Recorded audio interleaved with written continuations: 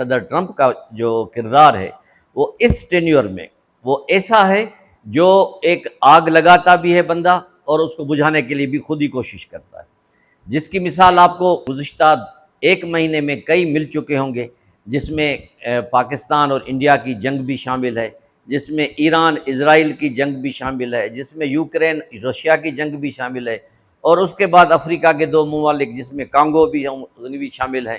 تو ان کو لڑاتا بھی ہے، پھر ان سے صلح کراتا ہے۔ ان کا مین مقصد یہ ہے کہ یہ جو ابھی کمنگ نوبل انعام کے جو کینڈیڈیٹ ہیں اس میں میرا نام شامل کیا جائے۔ انہوں نے ہمارے فیلڈ مارشل کو لنچ کروائی، اس کے بعد پاکستان نے بھی کہہ دیا کہ جی یہ امن کا نوبل پرائز کا حقدار ہے۔ نیتن یاہو اسرائیل کے، انہوں نے ڈیورنگ مذاکرات ایک لفافہ جا کے ان کو دیا پریزیڈنٹ ٹرمپ کو کہ ہم نے آپ کو ریکمنڈ کیا ہے نوبل انعام کے لیے، لیکن آپ نے خود دیکھ لیا کہ فلسطین میں،